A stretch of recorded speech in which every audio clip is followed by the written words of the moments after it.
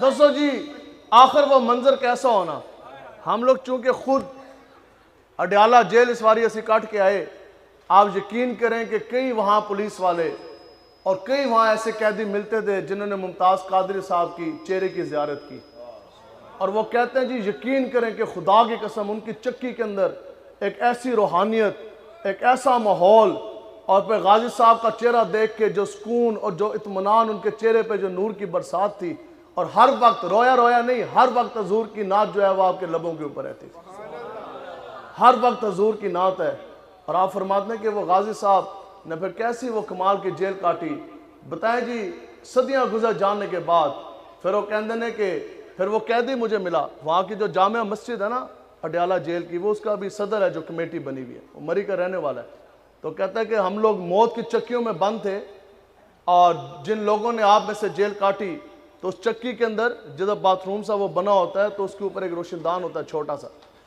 تو کہتے ہیں کہ ہماری جو موت کی سزائے موت کی جو چکیاں تھیں اس کی دوسری طرف نا, اس طرف اس کی بیک سائڈ پہ, وہ کہتے ہیں وہاں وہ پھانسی کا تختہ لگا ہوا تھا.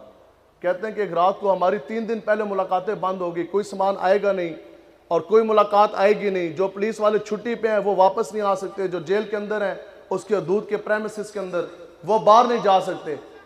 خدا کی قسم اس قیدی نے یہ بات مجھے سنائی, اور وہ پتہ کیا کہتا تھا, اور اس نے کہا کہ ایک رات کو اچانک ہمیں جون سا ہے وہ آواز آئی کہ جیسے ہلچل ہو رہی ہے. کہتے ہیں کہ ایک بندے نے اس طرح ہاتھ پیچھے رکھا اور میں نے اس کے یہاں پاؤں رکھ کے اوپر نہ اس روشن دان سے دیکھا, تو کہتے ہیں بہت زیادہ گاڑیاں پولیس کی اور یہ اور وہ. ہم نے کہا رات کے اندھیرے میں صبح کا وقت, کہتے ہیں جی صبح اچانک پھانسی, حتیٰ کہ انٹرنیشنل لاز ہیں جو آپ کی انسانی حقوق کی تنظیمیں ان کی طرف سے پابندیاں تھیں. ہم نے کہا عجب بات ہے. کہتے ہیں پھر جب بھی کسی کی پھانسی ہوتی تھی تو لوگوں کو نا وہ اسٹریچر پہ, بڑوں تو بڑا بدماش, بھٹو بڑا بدماش تھی, لیکن جب پھانسی کے لیے لے کے چلے تو اس کی بھی ٹانگیں صاحب کام کرنا چھوڑ کے اسٹریچر پہ اس کو اٹھا کے لے کے گئے. کہتے ہیں لیکن کچھ دیر کے بعد نا, کہتے ہیں جی فضائیں لبیک یا رسول اللہ کے نعروں سے گونجنے لگی. کہتے ہیں پولیس کا محاصرہ نفری, لیکن کچھ دیر کے بعد جیتوں میں کامل یقین ہو گیا کہ ابھی کسی کو انہوں نے تخت دار پر لٹا دینا. لیکن وہ کہتا ہے خدا کی قسم وہ ایک عجب منظر تھا. پھر ہم نے دیکھا کہ ایک محمد عربی کا شعر وہ سینہ تان کر اور اس طرح وہ چل کر آ رہا, لبیک یا رسول اللہ کے نعرے اس کے لبوں پر. کہتا ہے اس کی ٹانگیں کافی نہیں, قدم لڑکھڑائے نہیں, بلکہ تختہ دار پر جا کے پھانسی کا پھندا چوٹ کے لبیک یا رسول اللہ کا نعرہ لگا. یا رسول اللہ لبیک لبیک لبیک یا رسول اللہ لبیک لبیک لبیک یا رسول اللہ لبیک لبیک لبیک یا رسول اللہ لبیک لبیک لبیک یا رسول اللہ لبیک لبیک لبیک یا رسول اللہ. اور کہتا ممکن کس طرح یہ جبر و قہر نہیں, یہ عشق و مستی ہے. دسو جی تسی سارے حضور تے غلام بیٹھے, جدو بھی تسی جیل گئے یا پرچہ کٹیا, دسو بھی چس آئی کہ نہ آئی, چس آئی کہ نہ آئی.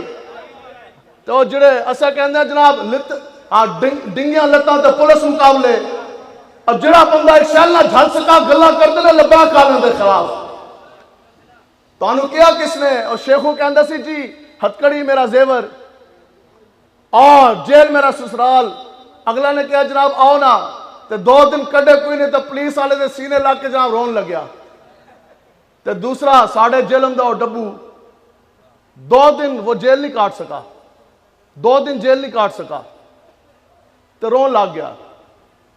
اور گھر والی اس دن بچیاں دی تصویراں لے کے پھرے, 2 بیٹیاں, بیٹیوں سے باپ کو ملاقات کرنے کی اجازت کوئی نہیں. یہ کون سا قانون ہے, یہ تو جبر ہے, یہ تو ظلم و ضابطے کے قاعدے ہیں. بڑا جناب ہمارا مسئلہ ہو گیا. ہم نے کہا ابھی تو 2 دن گزرے, آپ رو اس طرح رہے ہیں کہ جیسے 20 سال ہو گئے. تو پھر 2 دن دے بعد جدو فواد رہا ہو کے آئے نا جی, ٹی وی پہ وہ بیٹھا ہے, لائیو براڈ کاسٹ ہے, کیمرے لگے, پوری دنیا چینل پہ دیکھ رہی. تو اینکر اس سے سوال پوچھتا ہے, کہتا ہے جی ہاؤ واز یور ایکسپیرینس, آپ کا تجربہ کیسا تھا اس مرتبہ جو آپ آزادی کی جنگ لڑ رہے ہیں, جو جیل میں آپ گئے. تو گو اتنا جا موز کٹیا, اس کے آپ کو بچوں کی یاد تو آئی ہوگی, ہاؤ واز یور ایکسپیرینس. اور اس نے کہا اٹ واز ویری بیڈ, یہ بہت برا ایکسپیرینس تھا. تو گو رون لگ گیا. اتنا بھی حیا نہیں آیا کہ لائیو براڈ کاسٹ ہے, کیمرے سامنے لگے ہیں, پوری دنیا میں یہ بات جون سی ہے وہ نشر ہو رہی, تو رون لگ گیا. آپ یقین کریں کہ وہ جب میں نے انٹرویو سنا نا تو مجھے اپنی بات یاد آ گئی. اس مرتبہ جب میں اڈیالہ کی جیل میں گیا تو ابھی وہ قریب 3 مہینے گزر چکے تھے, اور ایک دن استداد دہشت گردی کی عدالت میں وہ مجھے لے کر آئے. تو جب وہ واپس مجھے لے کے جا رہے نا استداد دہشت گردی کی عدالت سے واپس اڈیالہ کی جیل چکیوں میں ڈالنے کے لیے, تو وہاں ایک شخص تھا, اس کا کہیں میرے والد صاحب کے ساتھ رابطہ ہوا فون پہ. تو میں جب اڈیالہ کی جیل میں گیا تو میں خود 2 بچیوں کا باپ تھا. تو مجھے وہ کہنے لگا کہ آپ کے لیے خوشخبری ہے کہ آپ کو اللہ تعالیٰ نے 3ری بیٹی کی نعمت سے نوازا ہے. میں جی سبحان اللہ, الحمدللہ. تو کہتا ہے کہ آپ کے والد صاحب پوچھ رہے ہیں کہ ان سے پوچھیں کہ بیٹی کا نام کیا رکھیں. ہم نے کہا ہم چونکہ خود حسینی ہیں, خادم حسین کے نقش قدم پہ چلنے والے, تو بیٹی کا نام زینب رکھ دیں. گاڑی میں بیٹھے بیٹھے بچی کا نام رکھا, روئے تھے اسی کوئی نہیں. وہی سوال پھر اس بندے نے مجھ سے پوچھا, اس نے کہا جناب پھر آپ کو بچوں کی یاد نہیں آ رہی, ماں باپ کی یاد ستاتی نہیں, گھر آپ کو یاد نہیں آتا, 3 ماہ ہو گئے. میں کہا گھر یہ ہے کہ یعقوب و مولد عشق مصطفیٰ کا مزہ ہی ایسا ہے. میں کہا جیل کے بعد 3 مہینے کٹ جان کے بعد پھر بندے کو گھر والی یاد آئے, بچے یاد آئے. میں کہا ہمیں ہمارے امام بتا گے, یا صلاح کروں تیرے نام پہ جان فدا, نہ بس سے جان تو جہاں فدا, 2 جہاں سے بھی نہ جی بلا کروں, کیا کروڑوں جہاں نہیں.